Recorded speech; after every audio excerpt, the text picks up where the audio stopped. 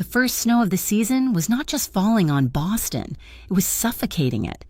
The elevator in my building, a fifth-floor walk-up that already tested my patience, chose tonight to die. The metal door refused to open. I held Aria close.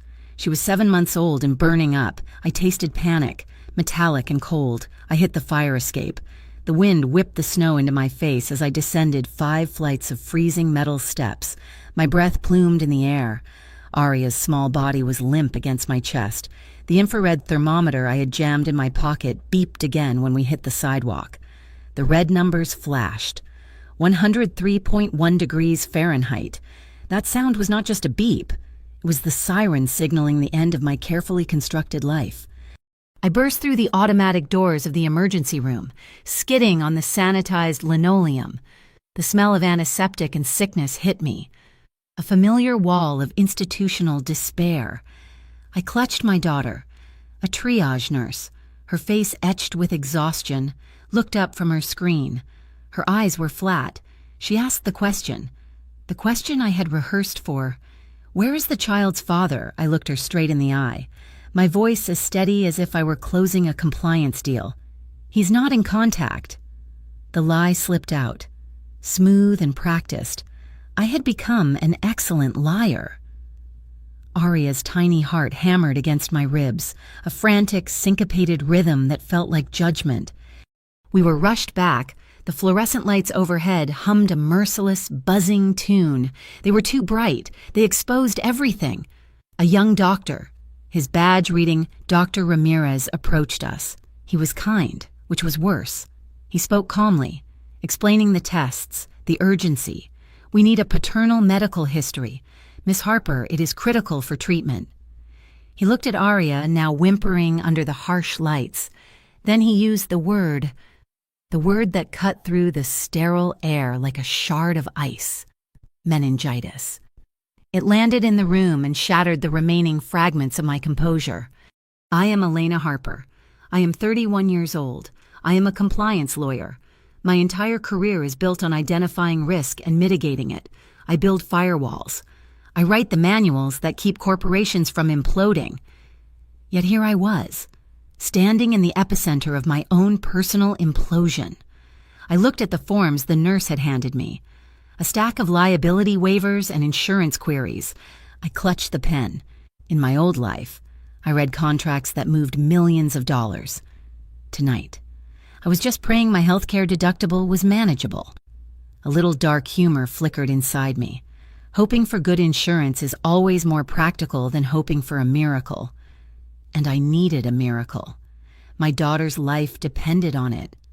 My coat pocket vibrated. My personal cell phone, I ignored it. It vibrated again, insistent. I fumbled for it, expecting it to be Maya, my friend, checking in, but the screen showed an unknown New York area code. I stepped away from Aria's gurney, my thumb hovering over the decline button. Something made me answer. "Hello?" A crisp, professional voice on the other end. A woman. "Am I speaking with Mr. Vitale?" The name hit me like a physical blow. I said nothing, my throat closed. "Sir, this is St. Agnes Hospital in New York," the woman continued, oblivious to the fact that I was not Mr. Vitale. "Your name was just confirmed and registered as the legal father on the birth certificate of a baby girl, an Aria Harper." My blood turned to slush. I leaned against the beige wall. Matteo Vitale, my ex-husband and the man I had divorced 15 months ago. The man who owned half of New York's logistics and, according to whispers, all of its shadows. The man who had taught me, with painful precision, how to read the lies in the eyes of powerful men. I had learned the lesson too well. I learned to tell my own. I ended the call without speaking another word. My mind was racing, trying to calculate timelines, exposures, risks. The hospital paperwork, the state registry, the DNA trace from the prenatal tests I thought were confidential. A bureaucratic error had just become a homing beacon. A different nurse, the one from triage, hurried past me, then stopped. She was holding a chart. She looked flustered. "Miss Harper," she said, her voice dropping. "We just received a call. The child's father. He's on his way." She said it like she was announcing an incoming hurricane, not a relative, a weather event. My stomach plummeted. I knew Mateo. He would not drive from New York to Boston in a snowstorm. He would not wait for traffic. He would move the sky itself. I understood one thing with chilling clarity: no one arrives by helicopter just to ask how you are doing. I walked back to Aria's small bed in the pediatric bay. The monitors beeped their own anxious rhythm. I looked at her small, flushed face, her eyelids fluttering. I put my hand on her chest. Far in the distance, beyond the sound of the city traffic and the hospital hum, I heard it, a faint, pulsing thump, thump, thump of rotor blades. It was a sound I associated with his world, not mine. The sound of power cutting through the night. Boston shivered under the first snow. I held my daughter. I had kept my secret for 15 months. Tonight. The books were finally being balanced. The sound of the rotor blades grew louder, a deep, resonant thumping that vibrated through the glass of the emergency room. It cut through the sterile hum of the monitors and the quiet suffering of the room.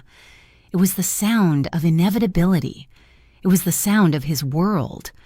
It pulled me back, 2 years ago, to a day that smelled of old stone and thousands of white lilies. Our wedding. St. Patrick's Cathedral. I remembered the weight of Mateo's hand on mine at the altar. It was heavy, possessive, a promise of absolute protection. He wore a custom tuxedo that probably cost more than my entire legal education. He had promised me the world. I, in my naive ambition, had only asked for his truth. I should have realized then that the world was the easier of the two for him to give. The memory dissolved, replaced by another. 6 months into the marriage, we were at a restaurant in Tribeca, the kind of place where the reservation list was a state secret, and the air was thick with assumed importance. Mateo took a call. His expression remained placid, a mask of civilized calm, but the language changed. He slipped from English into a dialect of Italian I never understood. It was not the warm, melodic language his grandmother, Nonna Rosa, used when she taught me to make sauce. This was a different language. It was hard, precise, and cold. It was the language of logistics, the language of problems being solved. When he hung up the phone, he turned back to me, his smile perfectly in place. His eyes, however, were still cold. "Business," he said, reaching for his wine glass. "I was a compliance lawyer." I knew that business was just a convenient file folder for all the things you did not want to write down. Our marriage did not die in a single, explosive argument. It suffocated.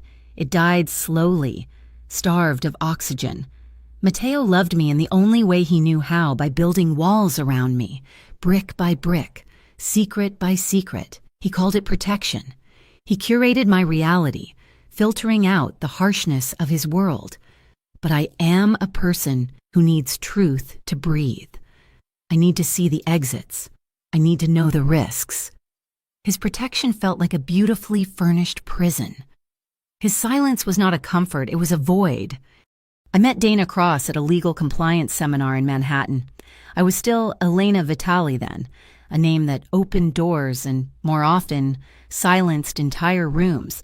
She was with the FBI. She was sharp, wearing a practical suit that cost a fraction of mine, and she was utterly unimpressed by the name on my badge. We bumped into each other at the coffee station. She read my name tag, her voice perfectly neutral. "Elena Vitali, compliance is a tough field, especially when the lines are gray." She held my gaze, her eyes analytical.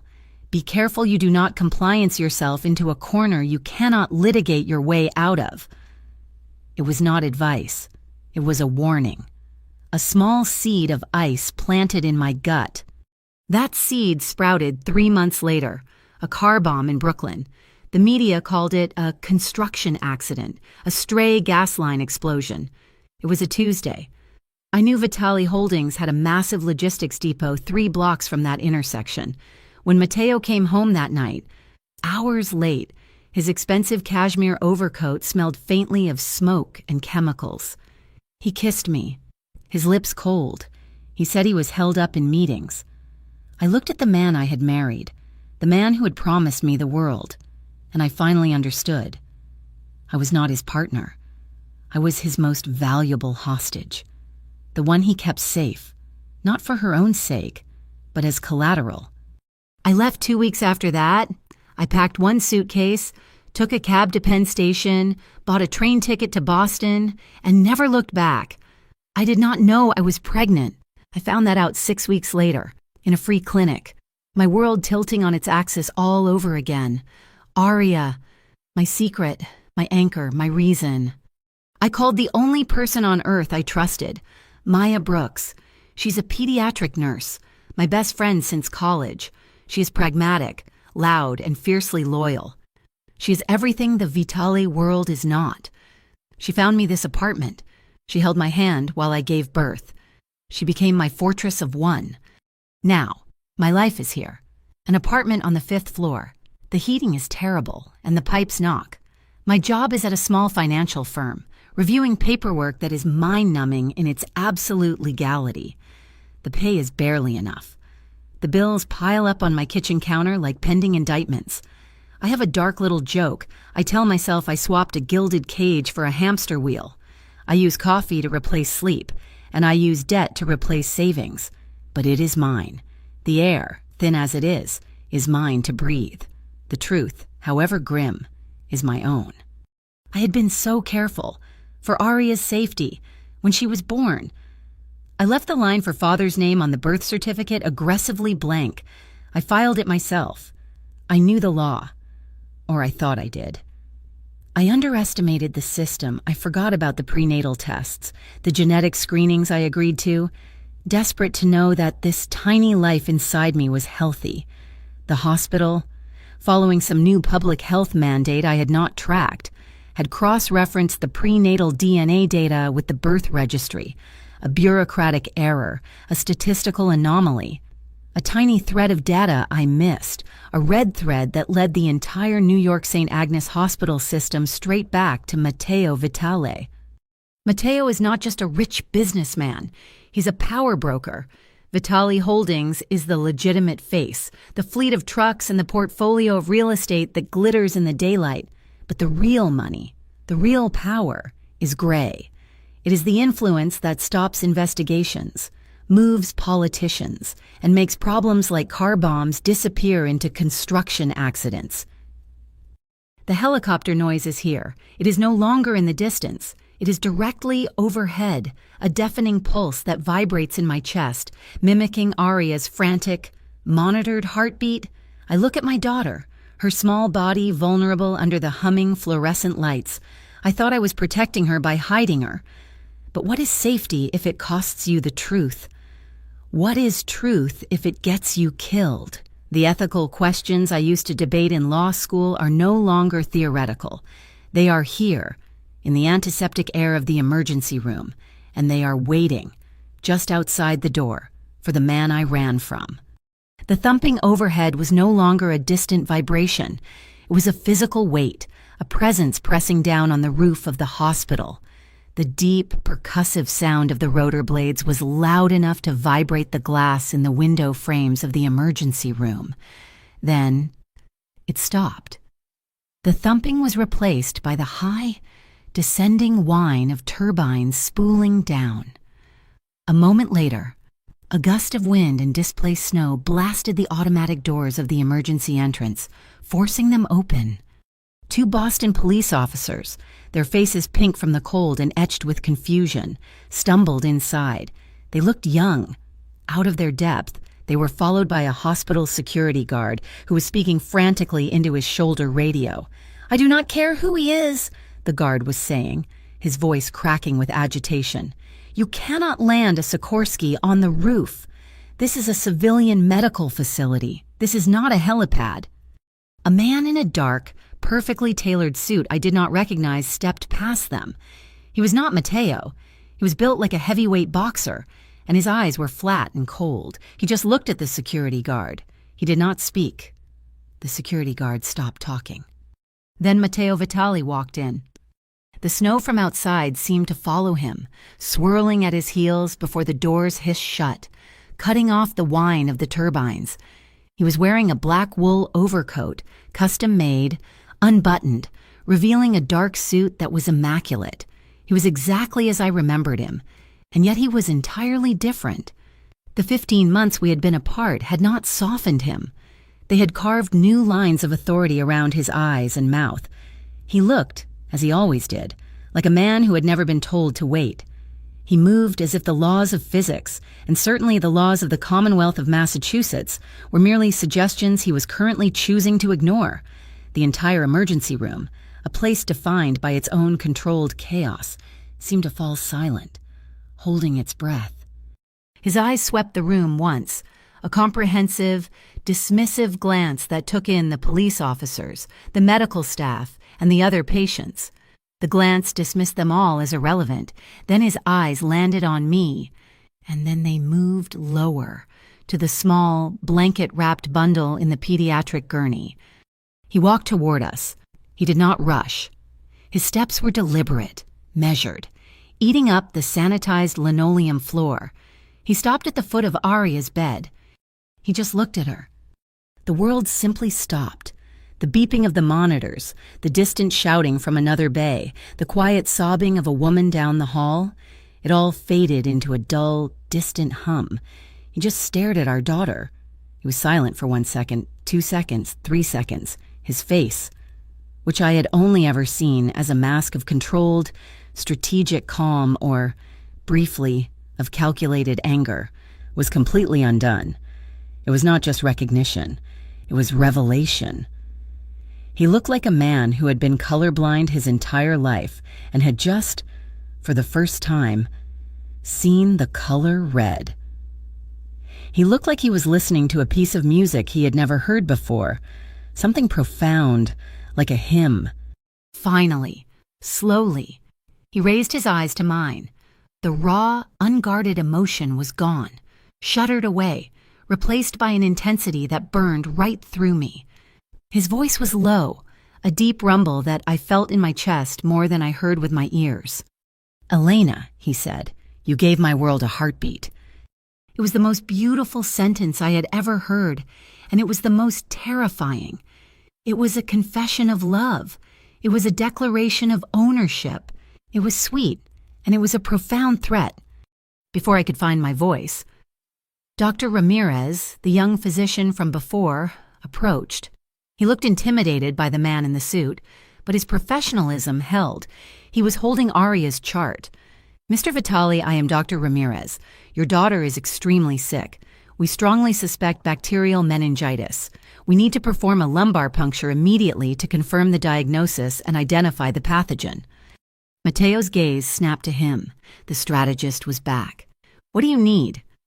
"We need consent for the procedure," Dr. Ramirez said, his eyes flicking to me. "From her? She is the custodial parent." "You have it," I said, my voice barely a whisper, but firm.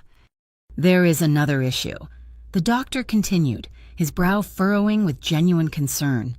"Her blood type. We ran it when she came in. It is AB negative. It is incredibly rare. If she needs a transfusion during the procedure, or if her platelets crash from the infection, this hospital's blood bank. We do not have a deep supply. We have almost none." Matteo did not even look at the doctor. He looked directly at me. His eyes searched mine.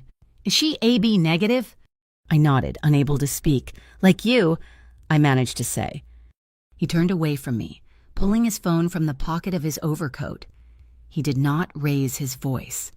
He spoke into the phone in that same calm, precise, cold Italian I remembered, the language of business. It was not a request. It was a command. He listed the hospital's address. He listed her blood type. He listed the name of the doctor. He listened for a moment, then hung up. He looked back at Dr. Ramirez. "My medical team is en route from New York. They carry a full supply of AB negative. They will be here in 40 minutes. The doctor blinked, his mouth opening slightly in astonishment. 40 minutes, Mr. Vitali. In this storm from New York, how?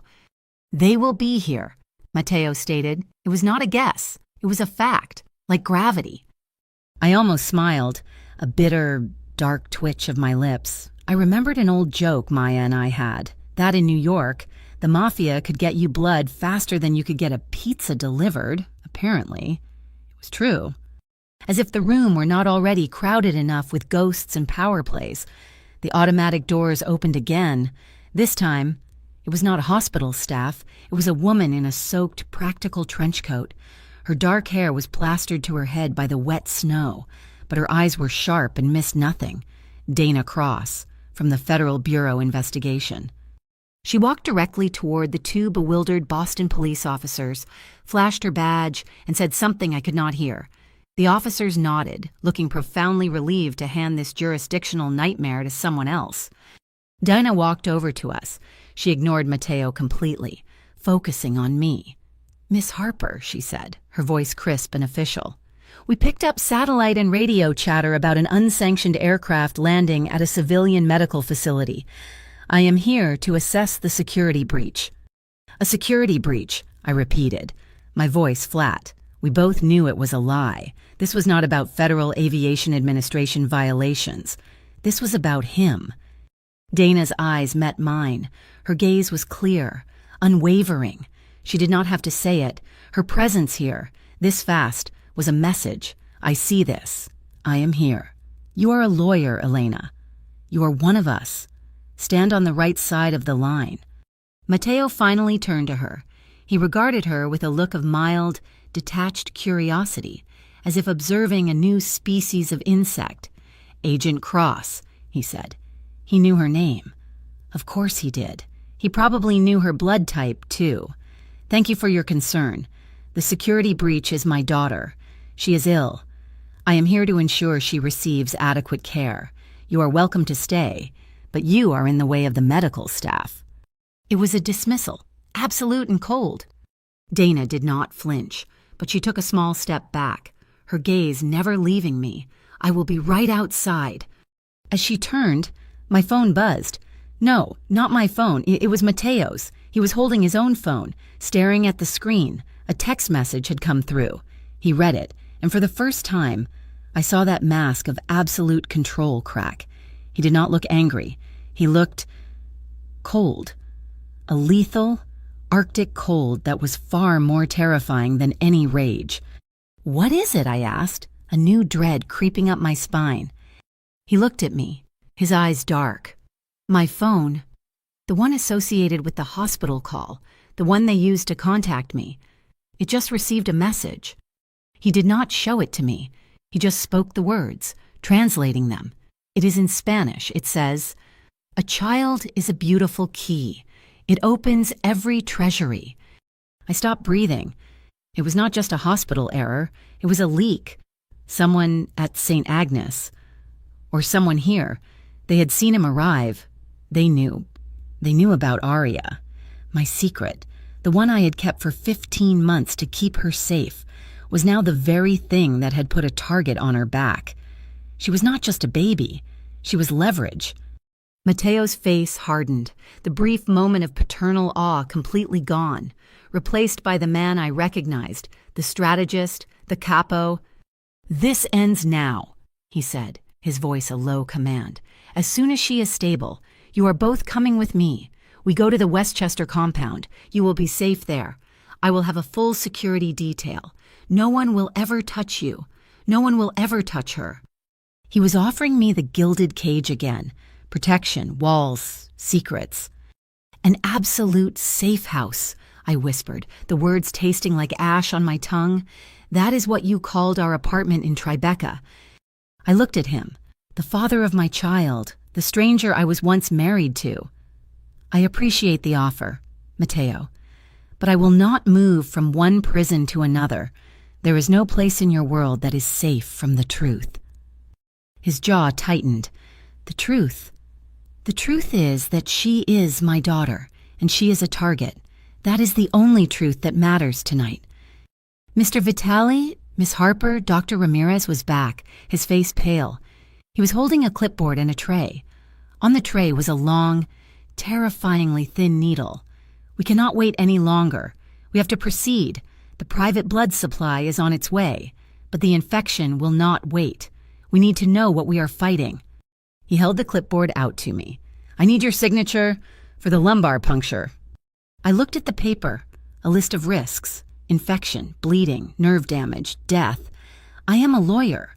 I read risk waivers for a living. I had never read one that mattered. I took the pen. My hand was shaking so badly I could not form my name. "I cannot," I whispered, the pen slipping from my fingers. Suddenly, Aria's small body, which had been so limp, arched on the gurney. A high-pitched, agonizing wail tore from her throat. It was a sound of pure, unadulterated pain. It was not a cry. It was a scream. That sound was a needle. It pierced the thick, cold ice that had formed around my heart for 15 months. It shattered my pride, my anger, my defenses. It left only the raw, terrified mother. "Do it," I sobbed to the doctor. "Please, just help her." I fumbled for the pen again, my vision blurred by tears. A hand covered mine, large, warm, and impossibly steady, Matteo's hand. He wrapped his fingers around my trembling ones, guiding the pen. He did not say a word. He just held my hand, and together we signed the form. He did not let go. It was the first time he had touched me in 15 months, and in that moment, in the fluorescent glare of the emergency room, surrounded by police and federal agents and the smell of antiseptic, I was not his ex-wife. I was not his hostage. I was just the mother of his child. And I was holding on to him like a woman drowning. The lumbar puncture was a success. The private medical team, arriving with an efficiency that truly did outpace pizza delivery, confirmed the diagnosis: bacterial meningitis. They brought with them the precise, targeted antibiotics and, more importantly, the precious, chilled bags of AB-negative blood. The acute crisis, the blinding white panic of the emergency room, lasted for 36 agonizing hours. For 36 hours, Matteo and I sat in a sterile, private room that he had somehow requisitioned. We did not speak. We just watched the monitors. We watched the steady, rhythmic rise and fall of our daughter's tiny chest. Aria stabilized. The fever broke, not gradually, but like a switch being thrown. Dr. Ramirez, who looked both profoundly relieved and slightly awestruck by the private medical arsenal that had descended on his ward, signed her release papers 5 days later. I never actually agreed to go to Westchester. There was no discussion, there was no negotiation. When Aria was officially cleared for travel, I was simply informed that my Boston apartment had been secured. My lease, I was told, was terminated. My belongings, I was assured, were already packed and in transit, a black armored sport utility vehicle, the kind that looks like it belongs in a presidential motorcade, idled at the hospital's private discharge entrance. Matteo held Aria. She was sleeping peacefully in a new car seat that probably cost more than my first car. He held the vehicle door open for me. It was not a request. It was a transfer of custody, of me, as much as of her. The Westchester compound was not a house. It was a fortress. It sat on 50 acres of dense, old-growth forest, completely invisible from the main road. The perimeter was a 10-foot-high stone wall, topped with wire, and fronted by a black iron gate that looked strong enough to repel a tank assault. The house itself was a sprawling, beautiful stone mansion, but it was beautiful in the way a museum is beautiful. It was cold, impressive, and clearly meant to be observed, not lived in. My bitter joke about the gilded cage was no longer a metaphor. It was simply my new mailing address. Cameras were everywhere. They were discreet, tucked into the ornate cornices of the high ceilings, hidden among the ancient, sprawling oak trees, observing the tennis court and the massive swimming pool, which was already covered for the winter. They were the eyes of God. If God were a deeply paranoid security contractor, I took to calling it the 5-star hotel of my own private anxiety. Aria, however, thrived. The clean air, the absolute quiet, the undivided attention. She recovered with the astonishing resilience of the very young. And Matteo was a revelation. I had expected him to be awkward, proprietary, perhaps distant. He was a man who gave orders. He was not a man I pictured changing diapers.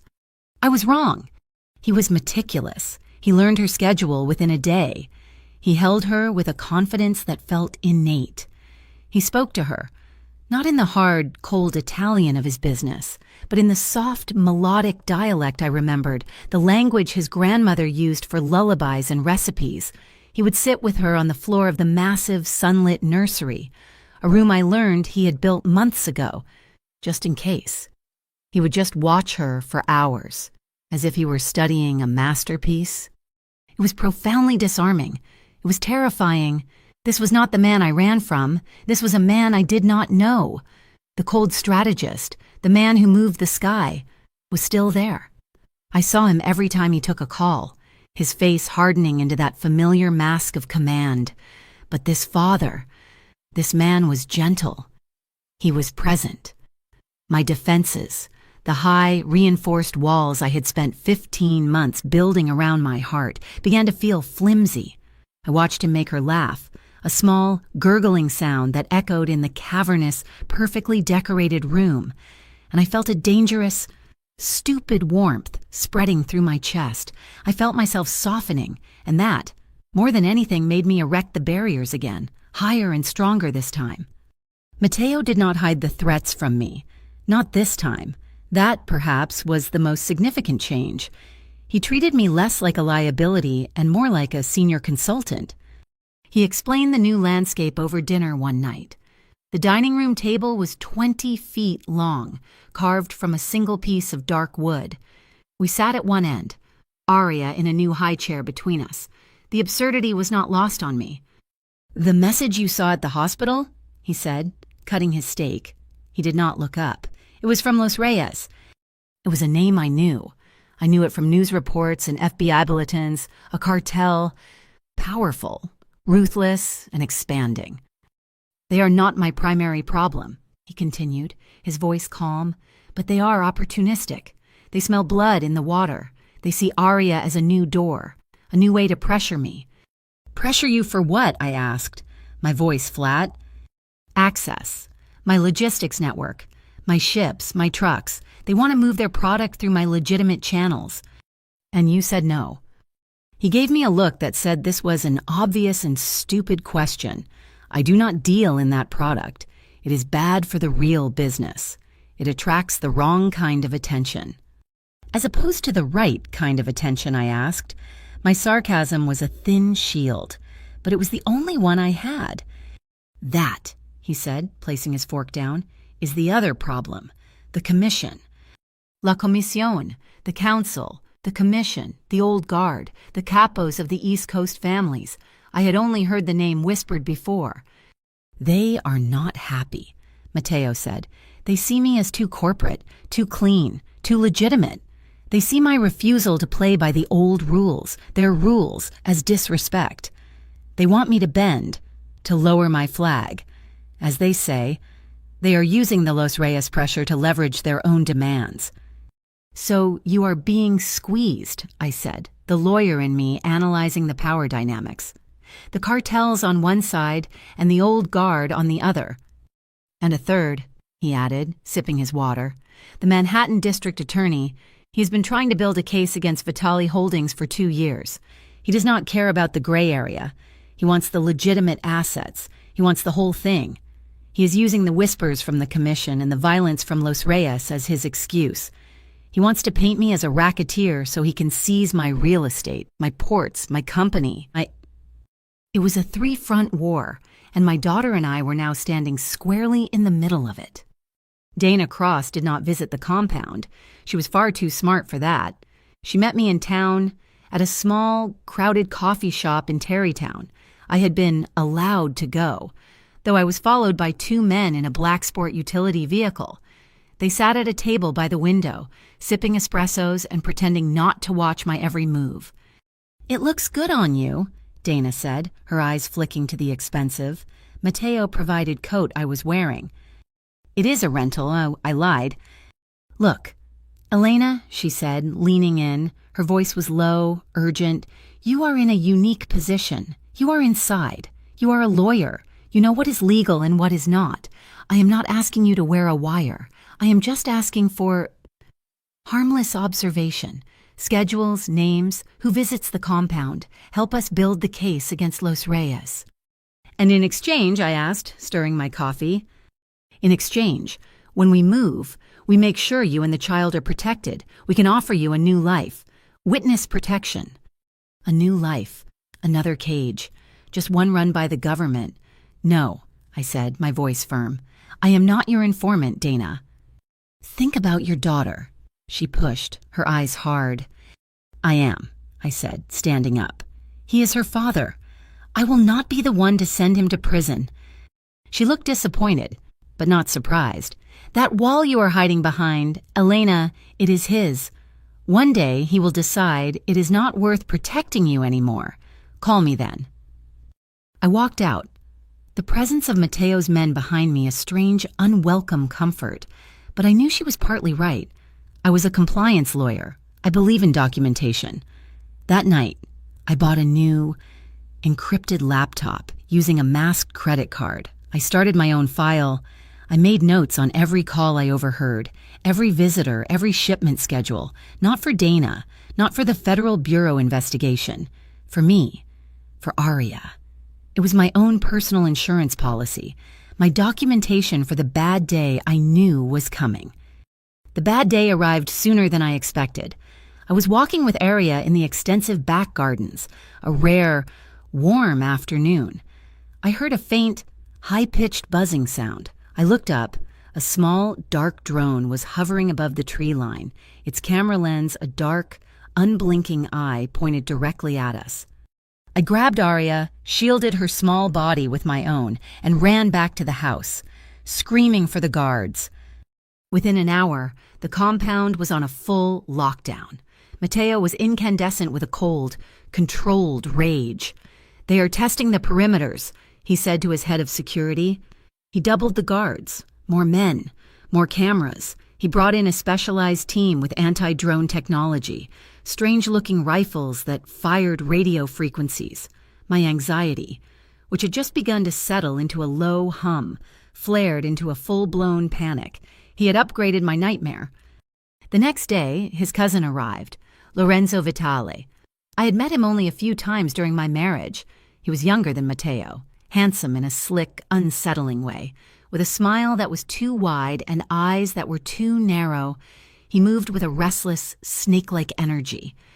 Elena Kugina, he said, kissing the air near both my cheeks. He smelled of expensive cologne and something else I could not place, something sour. And this must be the little princess. He looked at Aria, who was in my arms. His smile was thin. It was a smile like a razor blade, all family, all poison. My friend Maya called me that night, on the secure line Mateo had insisted I use. I heard what happened, she said, her voice tight with worry. I'm so worried, El. I'm fine, Maya, we are fine. He's protecting us. Be careful, honey, she whispered. Remember what I told you. Rare blood attracts rare predators, and sometimes the predators are already inside the house. Lorenzo's thin, sharp smile flashed in my mind. That Sunday was the requisite family dinner. Mateo's grandmother, Nonna Rosa, the matriarch of the Vitale clan, presided over the table. She was a tiny woman in her 80s, draped in expensive black lace, with eyes that had seen everything and forgiven very little. The whole family was there, aunts, uncles, cousins. Lorenzo sat across from me, his eyes constantly moving, his smile fixed. After the main course, Nonna Rosa, who had been watching me silently throughout the meal, beckoned me over. I leaned in. She smelled of garlic and expensive rosewater. So, Elena, she whispered, her voice like dry parchment. You have come back. You have brought him his child. This is good. She patted my hand. Her skin was thin as paper, but her grip was like steel. Tell me, Kara, she said, looking deep into my eyes. You have lived in the quiet world, and you have lived in our world. Now you are back. What is it you want? Do you want a home, or do you want peace? Because in this life, she squeezed my hand, you rarely get to have both. I looked at Mateo, who was at the other end of the long table, deep in a low, intense conversation with his uncle. Then I looked at Aria, sleeping peacefully in a bassinet nearby, guarded by one of Mateo's men. I had no answer. The next week, Mateo came into the library, which had become my unofficial office. "I need your help," he said. There was no preamble. "Help with what?" "My legitimate business, the logistics arm, the one the district attorney is trying to seize. I need you to be my in-house compliance consultant. I need you to build a firewall, a real one. I need you to go through every contract, every shipping manifest, every holding company. Find the vulnerabilities, fix them, make us bulletproof, legally." He was offering me a job. He was offering me the keys to his kingdom. Not the gray one, but the real one. The one he claimed he wanted to protect. "Why me?" I asked, my suspicion a reflex. "Because you are the best compliance lawyer I know," he said, his voice flat. "And because you are the only person on earth who has more to lose than I do if this fails, I will pay you double your Boston salary." I took the job. For 2 weeks, I lived in a world of paper. I cross-referenced subsidiaries, shipping routes, insurance policies, and tax filings. Most of it was clean, boringly, brilliantly clean. And then I found it. A single contract. A shell corporation leasing a massive warehouse space in Newark. The contract had a two-way clause, a termination option so vague and oddly worded that it was essentially a trap door. It was a masterpiece of legal ambiguity, but I could not tell which way the trapdoor swung. Was this the back door Los Reyes wanted, or was this Mateo's own emergency exit? This single contract, this one clause, could either be the key to sinking his entire operation, or the key to saving it. I brought it to him that night. Aria was asleep. The house was quiet. We were in the library. A fire crackling in the massive stone hearth. He read the clause I had highlighted. He looked at me, his expression unreadable. "This," I said, my professional voice taking over, "this is your vulnerability. This is what the district attorney would use. This implies a non-arm's-length transaction. This implies you are a party to whatever is happening in that warehouse." He was silent for a long time. He tossed the file onto the table between us. "You know why I was afraid to love you." "Elena," he said, his voice quiet, changing the subject so abruptly it gave me whiplash. I was startled. I thought you were afraid to love, period." "No," he said. He looked at the fire.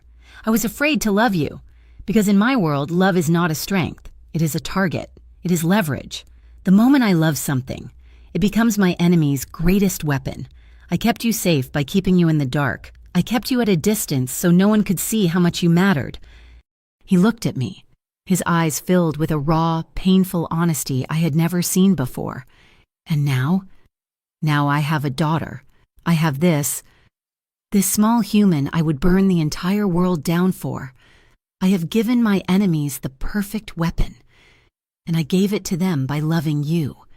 I stared at him. The man of secrets was finally telling the truth. "Well," I said, my own voice shaky, "that makes two of us." He frowned. "What do you mean?" "I am afraid too, Mateo," I confessed, the words tasting strange and foreign on my tongue. "I am afraid of you. I am afraid of this house. I am afraid of the drones and the men with guns. But mostly, I am afraid of you." "I will never hurt you, Elena, or her." "I know," I said, the admission tearing at me. "That is the problem. I am afraid of you because you are the only man who has ever made me feel safe. I am afraid because you are making me want to trust you again, and I do not know how to be a compliance lawyer and be in love with you at the same time. I do not know how to live in this gray area." I tapped the contract on the table. "My job is to find the truth. Your world is built on hiding it. I look at this contract, and I see a perfect lie. I analyze my life with you, and I see the same thing. He stood up and walked over to me, did not touch me. He just stood there, close enough that I could feel the heat radiating from his body, close enough for me to smell the faint, clean scent of his soap. "Then teach me, Elena," he whispered. "Teach me how to make it the truth." His words lingered in the library for a week. Teach me how to make it the truth. It was a truce. It was a challenge. For 7 days, we were not ex-husband and ex-wife. We were not capo and hostage. We were two lawyers, deep in the trenches of a hostile negotiation. We lived in the library, sometimes until 3 a.m, fueled by coffee and a strange, shared intensity. I tore apart the Newark warehouse contract. I started building a new corporate structure around it, one that was legally sound, a fortress of compliance. We argued over subclauses and liability firewalls. It was the most honest, the most intimate our relationship had ever been. We were a team. The call came on a Tuesday night. I was on the floor, cross-referencing shipping manifests. When Mateo's secure phone rang, I watched his face. He listened, his expression calm, neutral, but I saw the muscles in his jaw tighten. He was not the cold executive. He was the hunter. He ended the call and looked at me. "Los Reyes," he said. His voice was flat. "What do they want?" "They want to meet. They want to negotiate their access to the network." "It is a trap, Mateo," I said, standing up. "You know it is. They were testing your security with that drone." "Of course it is a trap," he said, as if I'd just pointed out that the sky was blue. "It is an invitation to a fight I was planning to have anyway. They want to meet at the Newark warehouse." My stomach clenched. "The one from the contract." "My ground, Bauer," he said. "They think I am weak. They think the commission is squeezing me. They are right." He walked to the window, looking out into the dark. Secure compound. "I will go. I will take my elite team, 12 men. We will end this. We will cut the head off Los Reyes, and the commission will get a very clear message about what happens when you try to squeeze me." The preparations were immediate. It was cold, military, and efficient. He gathered his team in the high-tech security room, a bunker of monitors and communication equipment. I watched him brief them. I had, in my quiet bad day preparations, studied these protocols. I knew the routes, the call signs, the vehicle assignments. Then I saw him, Lorenzo, Mateo's cousin, with the smile like a razor blade, when he was in the garage, supposedly overseeing the vehicle preparation. I watched him on the high-definition security monitor. He was speaking to 2 of the men assigned to Mateo's personal vehicle. I saw him clap one man on the shoulder. I saw him slip an envelope to the other. A cold dread, sharp and acidic, filled my throat. I went to my own encrypted laptop. I pulled up the official security roster for the Newark trip, the one Mateo had personally approved, 12 men. Then, using an administrative password I had found weeks ago, I accessed the active duty roster, the one that had just been logged for the trip. Lorenzo had changed it. He had reassigned 4 men from the primary tactical team, citing a scheduling conflict. He had sent them to guard a separate property in Queens. He had also reassigned Mateo's 2 most trusted personal guards, the men who would be in his car, and replaced them with the 2 I had just seen him speaking to. Mateo was not walking into that warehouse with 12 men. He was walking in with 6, and the men guarding his back were on Lorenzo's payroll. This was not a negotiation. This was not a trap set by Los Reyes. This was an assassination. Lorenzo was feeding his own cousin to the cartel. With Mateo gone, the commission would be appeased. Los Reyes would get their access, and Lorenzo, the ambitious, smiling snake, would be perfectly positioned to take control of the entire Vitale organization. I looked at the clock on the monitor, 5:30 in the afternoon, and he was scheduled to leave at 7. I had 90 minutes. My mind, the lawyer's mind, clicked into overdrive. Running scenarios, option 1, I do nothing, I stay silent, I honor the family. Mateo drives to Newark and dies. Lorenzo takes over. I and Aria become his property. Or worse, loose ends. That was not an option. Option 2, I tell Mateo, I show him the footage from the garage, the changed rosters. He would believe me. He would cancel the meeting. But what then? Lorenzo would deny everything.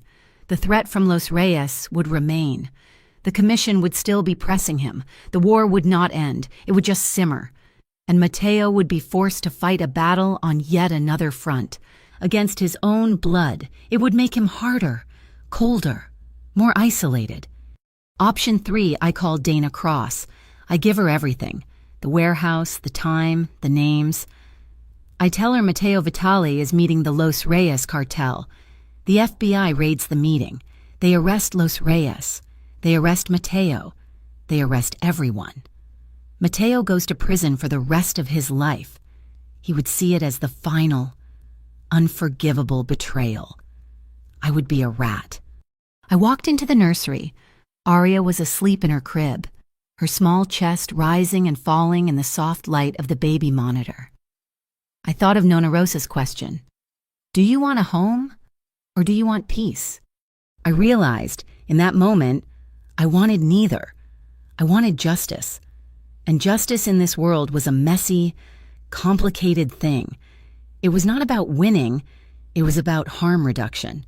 It was about finding a way to save the man I was beginning, against all reason, to trust again.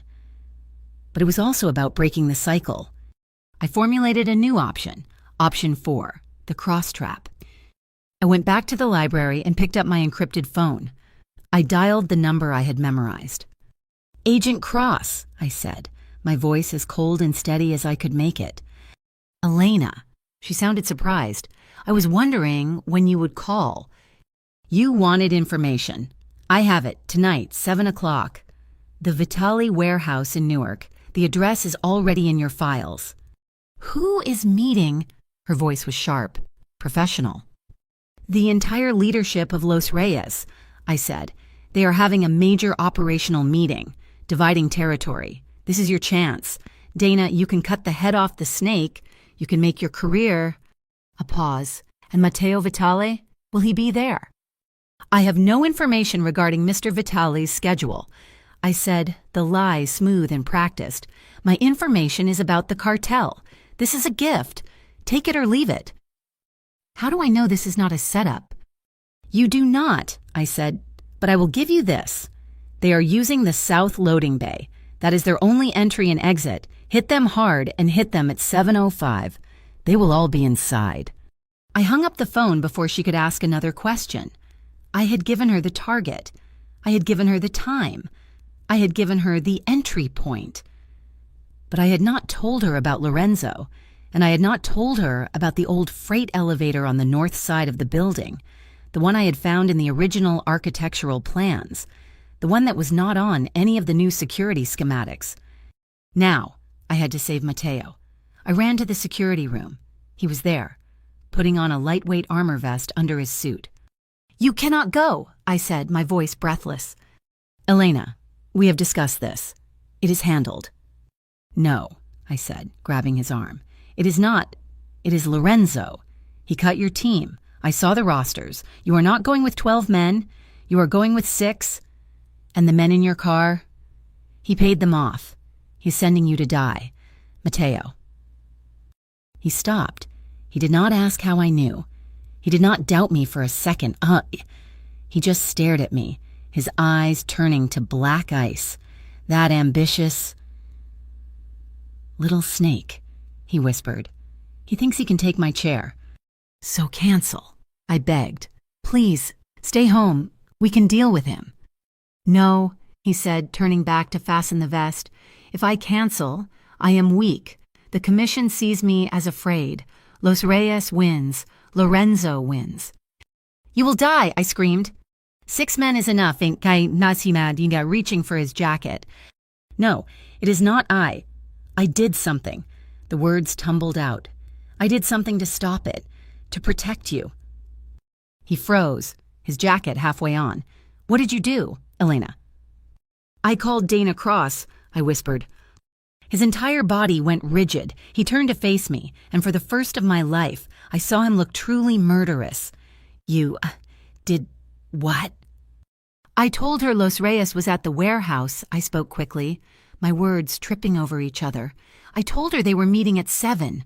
I told her to raid the South Loading Bay. I did it to create chaos, to stop the meeting, to save you. He just stared at me.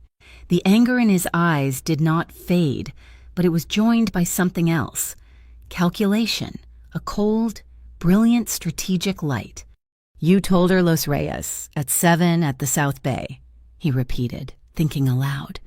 Yes, I said, my voice trembling. A slow, terrifying smile spread across his face. And Lorenzo, he said, is expecting me to be weak, with 6 men, and Los Reyes is expecting me. And now, the FBI is expecting Los Reyes, all at the South Bay. He looked at me, and his smile was genuine. Elena, you did not just save me. You just created the single most perfect trap I have ever seen. What? He looked at his watch. 6:15. They will all be in the wrong place, pointing their guns at the wrong people. This is beautiful. But you are still not going, I insisted. The Federals will be there. Yes, I am, he said. He grabbed my face, his hands hard and calloused, and kissed me. It was not a kiss of love. It was a kiss of adrenaline, of desperation, of a shared conspiracy. It was a promise. I am not going in the South Bay. I'm not even going in the front door. The North Freight elevator, I whispered. His eyes widened in genuine surprise. You did your homework, counselor. He released me. Go to the bunker, take Aria, lock it down. Do not open that door for anyone but me. Do I have your word? I nodded, my throat too tight to speak.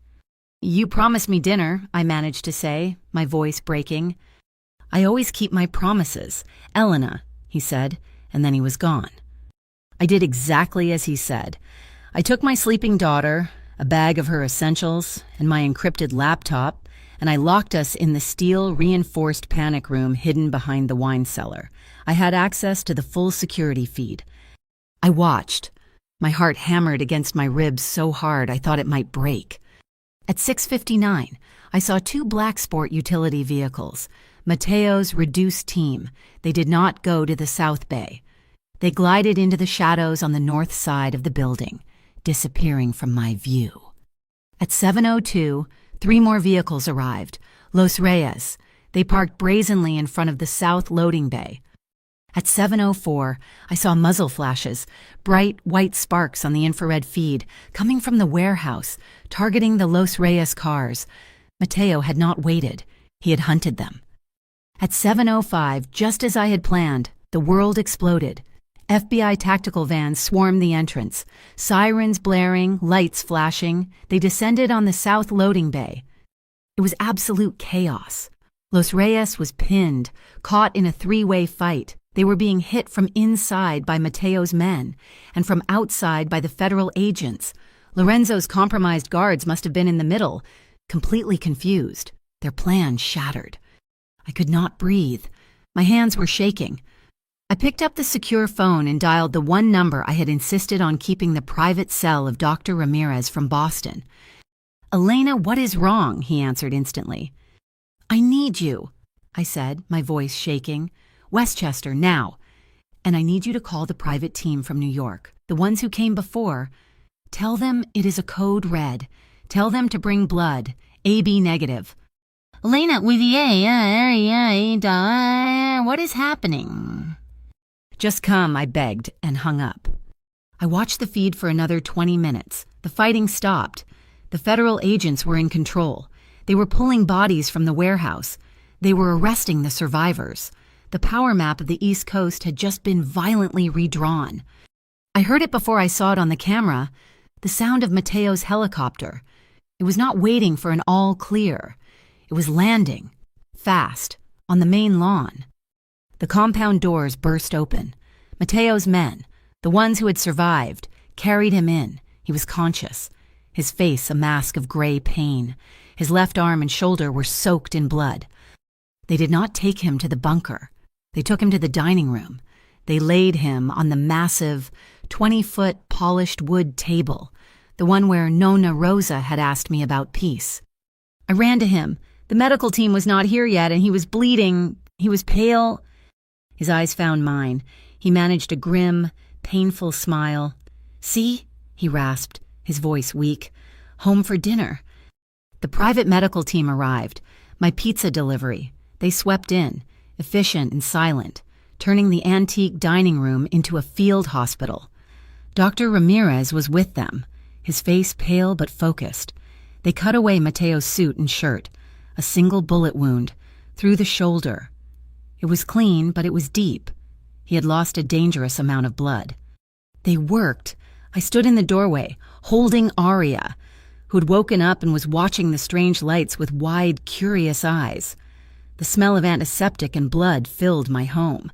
The snow had started to fall again, melting against the warm glass of the windows. An hour later, it was over. He was stitched, stabilized. He had 2 bags of his own rare blood pumping back into him. He was alive. The team cleared out, leaving us alone in the wrecked dining room. I put Aria back in her bassinet and walked to the table. He was awake. His eyes were clear, though filled with exhaustion. I stood over him, my hands clasped in front of me. I had to say it. "It was me," I whispered. "I called her. I set it all in motion. I called the federal government. I brought them to your warehouse." He just looked at me. "I betrayed you, Mateo," I said, the tears finally coming, hot and silent. He reached up with his good hand, his right hand, and weakly grabbed my wrist. His grip was surprisingly strong. "I know," he rasped. I froze. "You know?" "I knew," he said. "The moment you told me about the north elevator," his voice was rough. "You could have given her that, Elena. You could have told her where I would really be. You could have told her about Lorenzo. You could have handed them my entire family, my entire life, on a silver platter. You could have sent me to prison forever." He pulled my hand to his chest, placing it over his heart. It was beating, steady and strong, under my palm. "But you did not," he whispered, his eyes searching mine. "You gave them Los Reyes. You took my worst enemy off the board. You exposed my cousin, and you left me an escape hatch." He closed his eyes for a moment, a wave of pain passing over him. "You did not choose the law, Elena," he said, opening them again. "And you did not choose my world. You chose me. That was not betrayal." He squeezed my hand. That was the most ruthless, brilliant act of loyalty I have ever seen. The dining room table, 20 feet of dark, polished wood, was gleaming again. The scent of antiseptic and blood, which had clung to the air for a time, had been replaced by the sharp, clean smell of lemon oil. Mateo's men, I was learning, were efficient at cleaning up every kind of mess.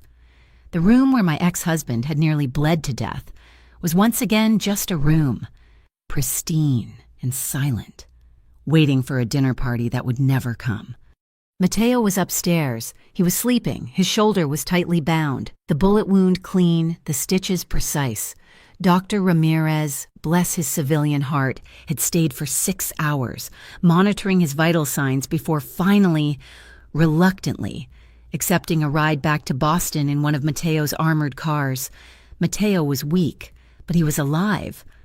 I had spent the night in a chair beside his bed, Aria sleeping in my arms, just listening to the slow, steady sound of him breathing, my own heart, which felt like it had been trying to beat its way out of my chest for 24 hours, finally settled into a bruised, exhausted rhythm. The fallout from the Newark shootout was immediate and seismic. The news channels were calling it the single largest organized crime bust in a decade, a brilliant, coordinated sting operation by the Federal Bureau Investigation. Agent Dana Cross, her face looking stern and professional on television, was the new hero of federal law enforcement. She had, according to the press, decapitated the Los Reyes cartel in one swift surgical strike. It was a clean narrative. Good had faced evil, and good had won. I watched the report on the small television in Mateo's bedroom, a bitter, ironic smile playing on my lips. The truth was so much messier. The truth was that justice had been a 3-way trap set by a desperate mother in a panic room. The other fallout came through quieter channels, not through the television, but through a single, discreet visit. 2 days after the shootout, Nonna Rosa, Mateo's grandmother, requested my presence in the library. She was dressed in her usual formal black, sipping a small glass of anisette. She did not waste time with pleasantries. "It is done," she said, her voice as dry as old parchment. "What is done, Nonna?" "The peace, the commission," she said, using the formal name for the old guard, "is impressed. They are not happy, but they are impressed. They did not like Los Reyes. They were a virus, too loud, too violent, you and Mateo." She looked at me, her black eyes sharp. "You have done them a favor." "So they are happy with Mateo?" I said. She snapped, setting her glass down with a sharp click. "They are not happy. They are old men. They do not like new methods. They do not like helicopters. They do not like federal agents being invited to a business meeting." Her stare was so intense it felt like a physical weight. "They do not like your methods, Elena." I held her gaze. I would not apologize for saving him.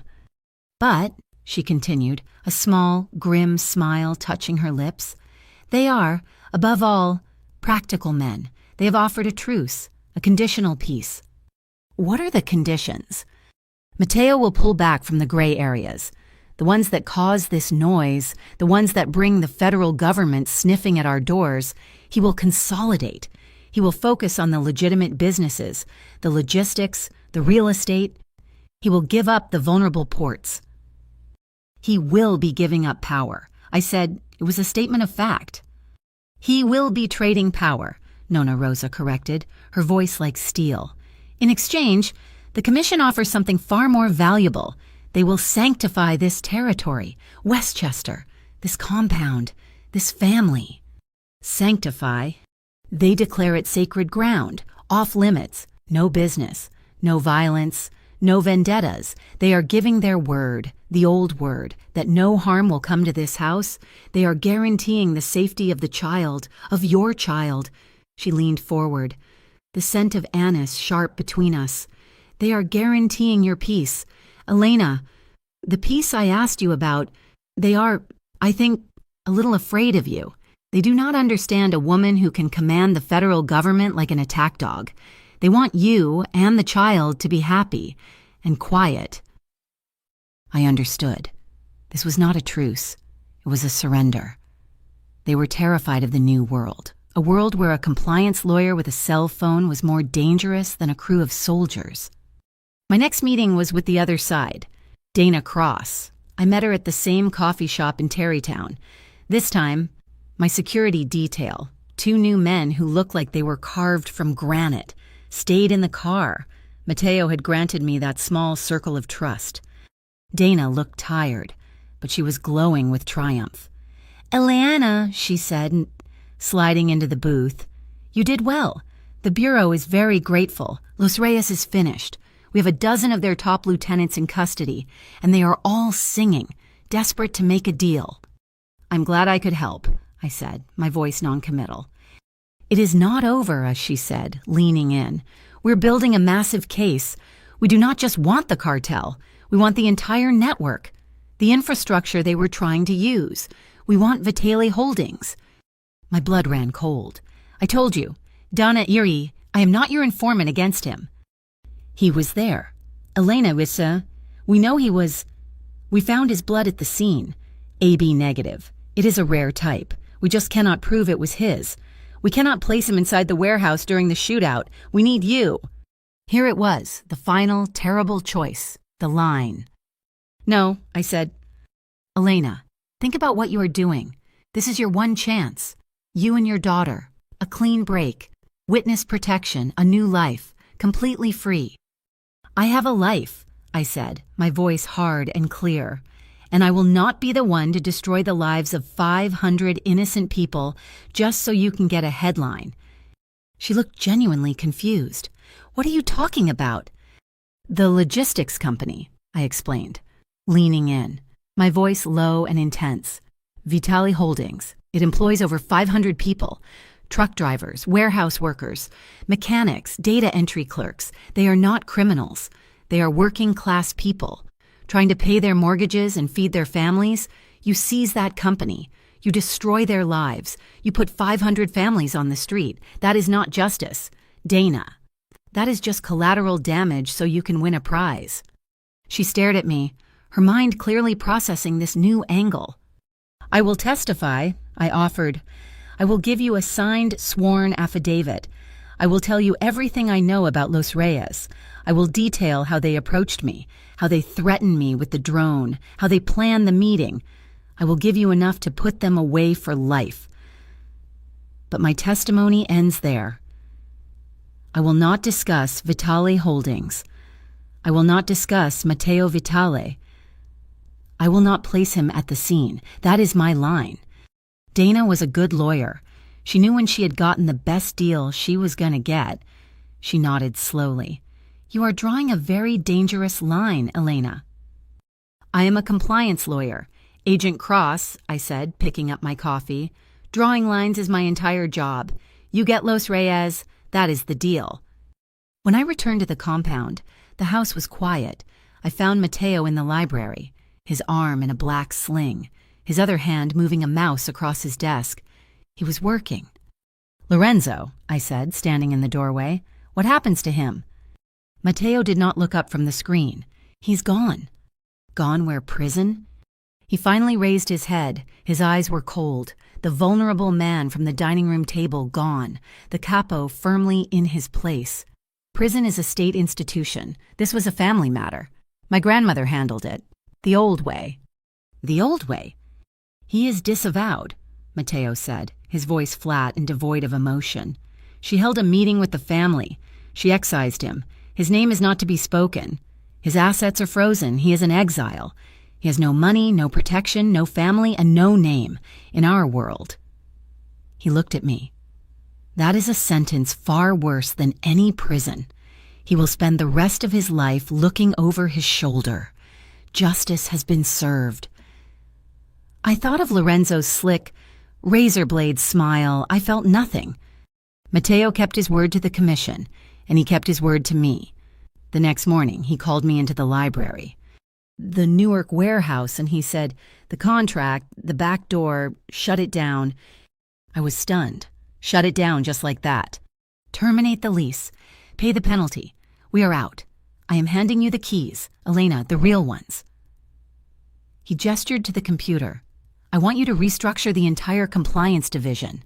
I want you to be the firewall. Build the wall so high and so thick that not even a whisper of the gray world can get in. I want Vitale Holdings to be 100% legitimate, bulletproof. Your word is law. Can you do it? Yes, I said, my voice firm. I can. My personal, encrypted insurance policy was no longer necessary. I was writing the actual policy for the entire company. I was not just drawing lines. I was building the walls myself. Life settled. The quiet I had craved in my tiny Boston apartment, I found in this fortress. But it was no longer a cage. It was a home. The panic faded. The constant, thrumming anxiety that had been my companion for 15 months was replaced by the mundane.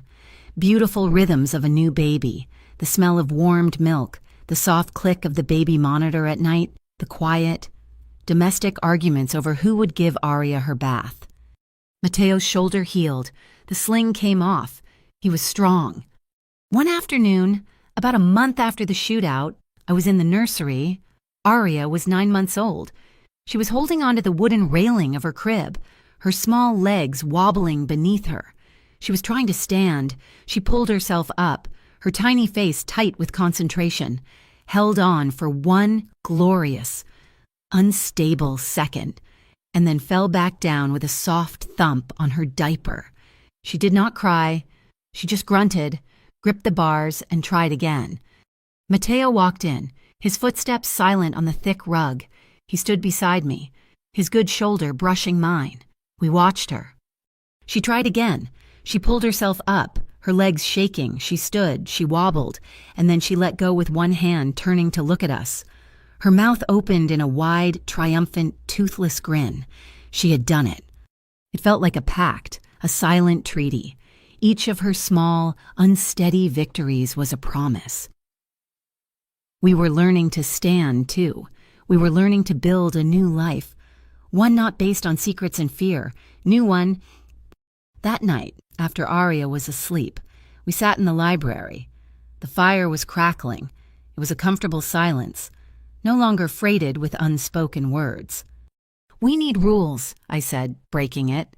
He looked up from his book, a rare expression of amusement in his eyes. "Rules?" "Yes, lawyers like rules, us." "It is new territory. We are not married, we are not just co-parents, we are partners in this strange new company we are building. We need rules of engagement, a new contract." He smiled, a genuine, warm smile that reached his eyes. "All right, counselor, propose your terms." I took a deep breath. Rule 1. The truth comes first. No more secrets to protect me. No more walls. If there is a threat, we face it, together. The truth before the secret. He nodded, his expression serious. "Agreed, Rule 1. Rule 2, I continued. The child before the power, Aria, her safety, her future. It comes before the business, before the commission, before all of it, always."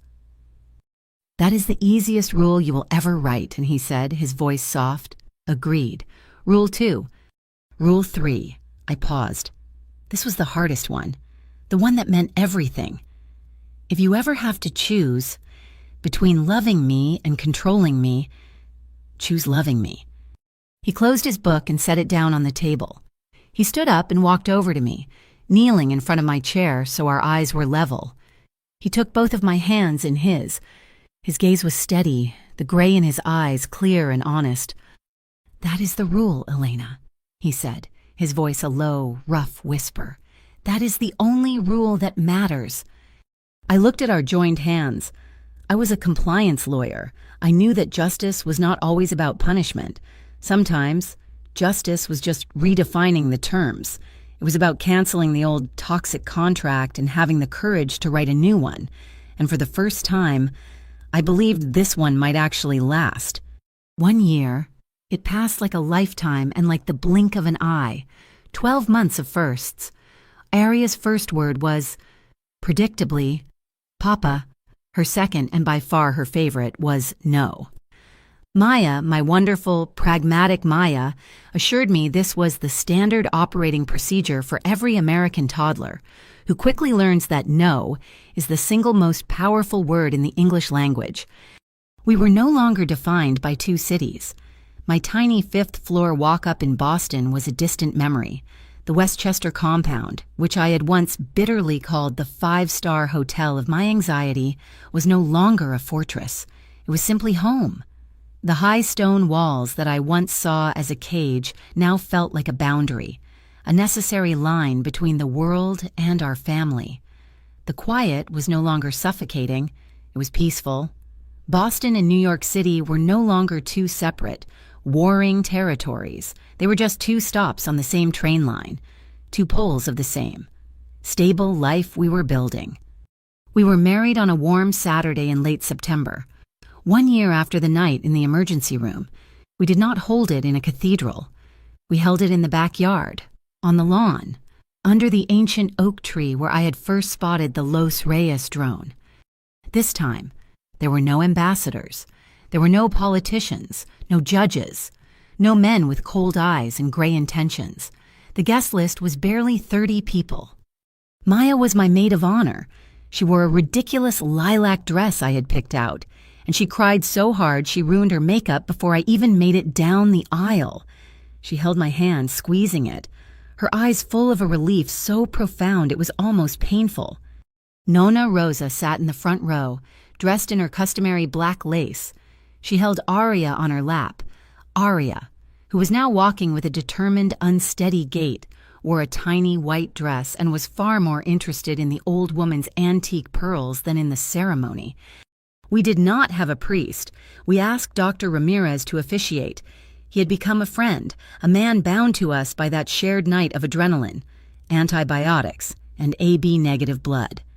He stood before us, looking profoundly uncomfortable in a suit, and read a small, beautiful blessing. He was not a religious man, but he spoke of new beginnings. He spoke of the families we are born into, and the families we choose to build in defiance of the world. The most surprising acknowledgement came not from a guest, but from a delivery van that arrived an hour before the ceremony. A massive, shockingly beautiful arrangement of white lilies, the same flowers that had filled St. Patrick's Cathedral all those years ago. A small, white card was tucked deep inside the blossoms. It was not signed. It just read, "For the family who finally chose the right path on their last wrong day." Dana Cross. She had kept her side of the bargain, and in her own way, she was acknowledging that I had kept mine. Mateo's transformation was not just internal. It was not just in the way his eyes softened when he looked at Aria, or the way he now held my hand in the library instead of a contract. It was structural. He had kept his word to the commission, and he had kept his word to me. He had pulled back from the gray, from the vulnerable ports and the shadowy logistics that brought the wrong kind of attention. But he did not just close those doors. He took the men who had been working in those shadows, men who were now unemployed and vulnerable, and he built them a new door. He liquidated 2 of the Newark properties and used the capital to fund the Vitale Vocational Training Center in the Bronx. He was retraining his former employees. He was teaching them computerized freight management, supply chain logistics, and high-level security protocols, all for the legitimate side of the business. He was taking the human capital from his old, dark world and giving them the tools to build a life in the new, light one. It was not a loud press release kind of charity. It was a quiet, sustainable, practical kindness. It was, I realized, his own form of compliance. It was his way of balancing the books. I found my own balance. 2. I remained the chief compliance officer of Vitale Holdings. My walls were high. My firewalls were thick. The company was now as bulletproof as I could legally make it. But I also started teaching, 1 night a week, a part-time seminar at a local law school, business ethics. I stood at the front of that first class, looking at the rows of bright, ambitious young faces, all of them looking at me, just as I had once looked at my own professors. They were all so eager to learn the rules, the loopholes, the ways to win. I thought of the Newark contract, that beautiful, deadly, ambiguous document. The goal of a good lawyer, I told them, my voice echoing slightly in the quiet lecture hall, is not to win an argument. The goal is to prevent one. The best clause, the most perfect piece of legal writing, the one you will spend your entire career trying to craft, is the one you never, ever have to use. The true, final resolution, the last ghost from our old life, arrived not with a siren, but with the mail. It came on a cold Tuesday morning in a plain manila envelope from the Commonwealth of Massachusetts, Bureau of Vital Statistics. It had been forwarded from my long-closed post office box in Boston. I opened it at the kitchen table. Inside was a new, official, embossed copy of Aria's birth certificate. I had filed the paperwork months ago to formally add Mateo's name, a simple legal procedure to finalize what we both already knew. I looked at the document, Father Matteo Vitale. That was what I expected. But underneath, in the section for amendments and notations, there was a small block of text. It was a legal addendum. I read it, my blood running cold, then hot. It was a court-ordered notation, dated almost 1 year ago, just 2 weeks after Aria's birth. It stated that the name Matteo Vitale had been automatically added to the birth certificate by the state, not based on my recent request, but on a petition filed by St. Agnes Hospital in New York.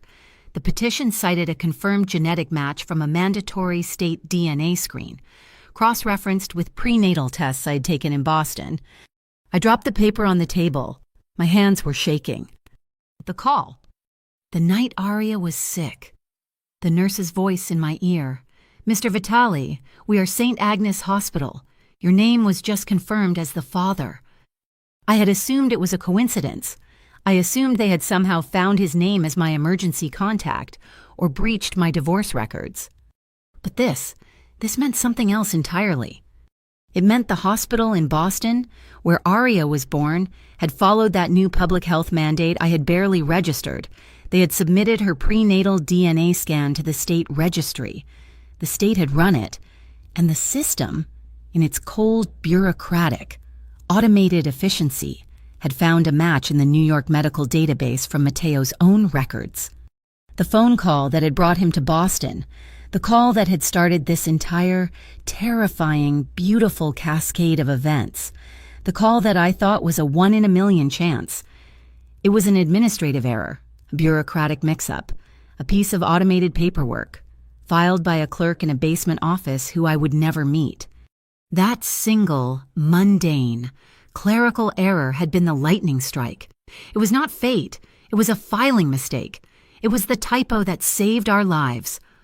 I was still sitting there, staring at the paper, when Mateo came in, pulling off his running gloves. He saw my face and his smile faded.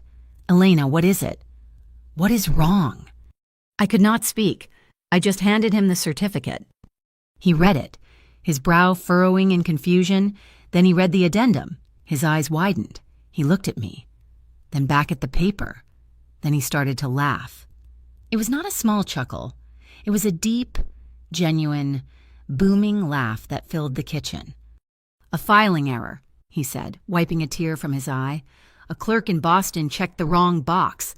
He shook his head, the wonder in his voice profound. All of this, all of it, because of a piece of paperwork. He pulled me out of the chair and into his arms, burying his face in my hair. "I should send flowers to the Boston Vital Records Department," he murmured, his voice thick with laughter. "A case of champagne. Something—" I leaned back, my heart so full I thought it might burst. I looked at this man, my husband, the father of my child, the man I had once run from, the man I now held on to. "I have a better idea," I said, a smile pulling at my own lips. "Send them a scholarship fund for the children of hospital administrators." He kissed me, long and deep. That night, the first snow of the season began to fall. It was quiet, the flakes large and slow, drifting down past the windows of the library. Aria was asleep upstairs, safe in her room, her breathing a soft, steady rhythm over the baby monitor. Mateo stood behind me, his arms wrapped around my waist, his chin resting on my shoulder. We were watching the snow. He was solid. He was warm. He was real. We were both holding steaming mugs of hot cocoa.